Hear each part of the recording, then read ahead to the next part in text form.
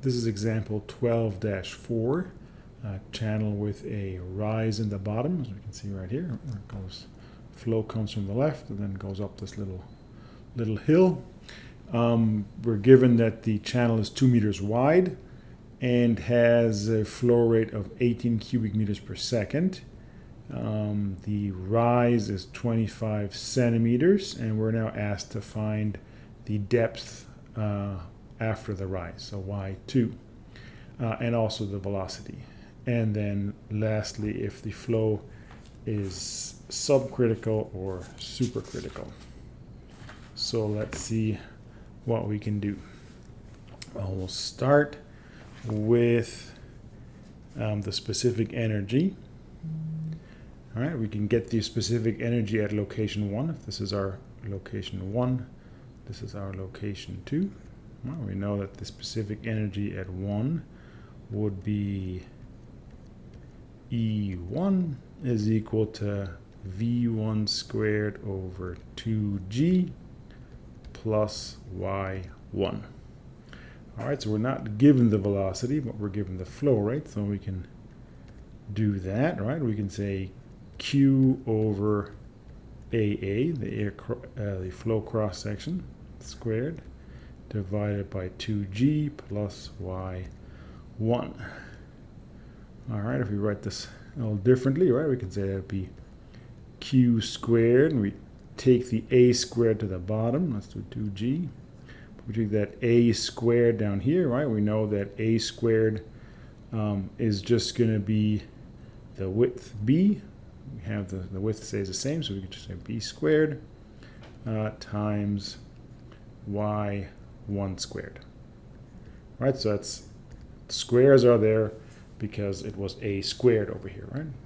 So that's why the area is B times Y. So a square would be B squared and Y squared. So we have that. That would be our E1. I think we just start plugging some values in. All right, that would be 18 cubic meters per second squared. Now divided by 2 times 9.81 meters per second squared. Then at 1, the depth, or we have the width first, let's do 2 meters. Oops. 2 meters squared, and then the depth is 1.5 meters. Also squared, and then we just said the depth is 1.5 meters. So we can get all that, plug that in.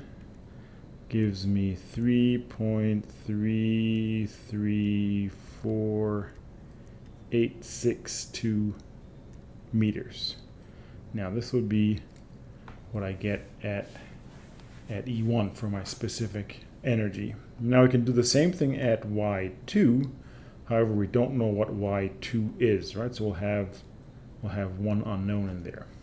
But it's going to look something like E2 is equal to V2 squared over 2G plus Y2.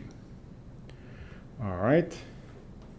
So we know we can use the same kind of setup as we did before over here, right? So we can say that would be Q squared over 2G B2 squared and Y2 squared, of course, plus Y2.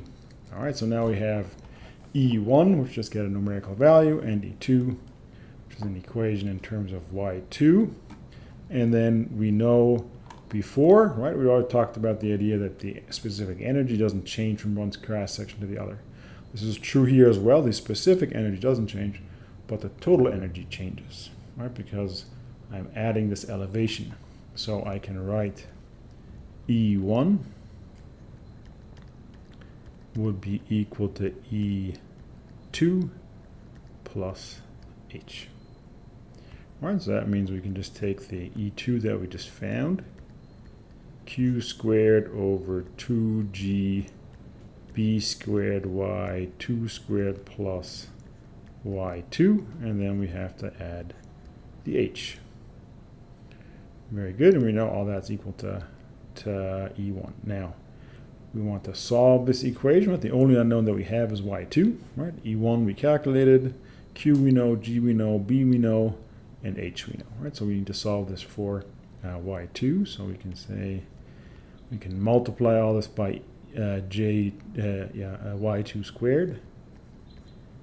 E1 times y2 squared would then be equal to q squared over 2g b squared. Now this is y already, so it'll be y2 to the third power plus y2 squared times h.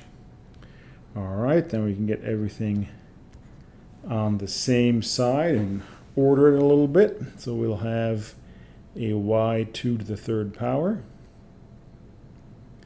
Then my y square, one of my y square terms is on the other side. So we'd have minus e1 times y2 squared.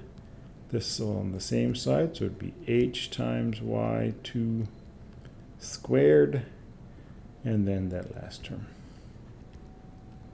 Q squared over 2gb squared. All of that is equal to 0. That we have the equation that we need to solve. Now all we have to do is plug in a whole bunch of values. All right, so what, or actually let's combine these two terms up front. So we'd have y2 to the third power minus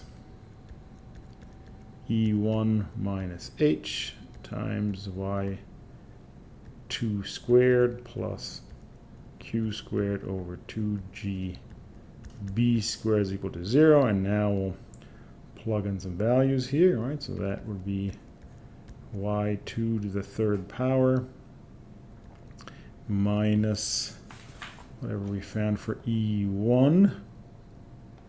Get that on the screen up there. So that'd be 3.334862 meters minus the h was 0.25.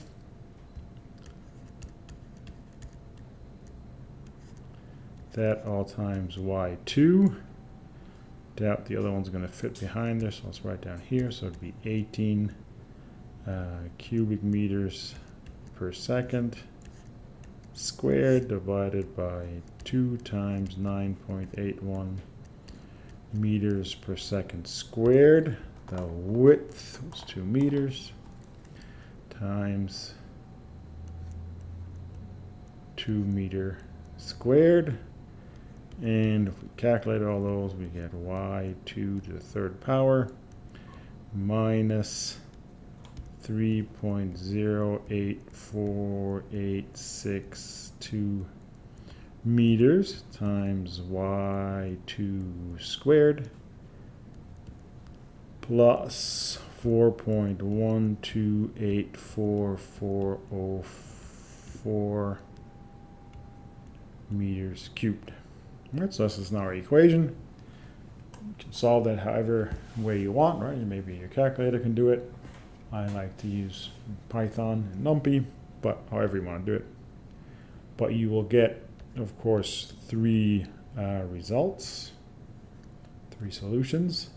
Let's call them all y21 is 2.31356,103 meters. Y22 is equal to 1.77603883 meters. And then y23 will be equal to minus 1.00473747 meters. Now the last one we know that one's out, so we definitely don't want to use that one. But now we have to decide which of the other two. And to decide between those two, we can remember that the type of flow doesn't change, right? So if I had supercritical flow at my location 1, then it should still be supercritical flow at 2, or subcritical flow, depending. All right, and so to do that, we'll find what the critical depth is, and based on that, we'll see if it started out as subcritical or supercritical. So YC is Q squared over B squared times G raised to the 1/3. Not much here to do other than plug stuff in, so it'd be 18 cubic meters per second squared divided by, this one not a 2. We have B was 2 meters squared, and then G 9.81 meters per second squared. All of this to the 1/3. All right, we'll plug that in. We get that YC is 2.02118 meters. So that means my initial flow was 1.5 meters, so that's less. So let's say here, Y1 is less than YC. That means supercritical flow.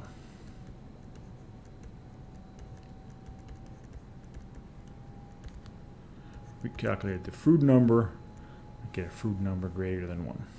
That means location 2 also supercritical. Supercritical. That means Y2 also has to be less than YC. So that means Y2 is then equal to that big one there. We can round this off, 1.78 meters.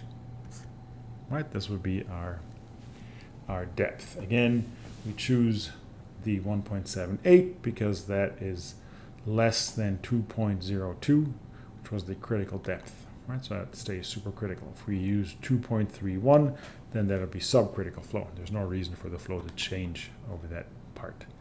Last, what we have to do is we have to find the velocity. So we have, not a good looking V. V2, you can just do Q over A2, which means Q over B times Y2 is equal to 18 cubic meters per second divided by 2 meters times 1.77603883 meters is equal to 5.067457 meters per second, or if we round it, that'd be 507 meters. That'd be our velocity. All right, so if we go back all the way up to the top here somewhere. Nope, I just saw a small mistake. Let me just fix that real quick. This should not be AA. This should of course be A1. There is no AA. Let's just fix that real quick. A1. All right, so with that, we've now figured out what the depth at Y2 is, and we figured out that at throughout it is supercritical, and we also got the velocity.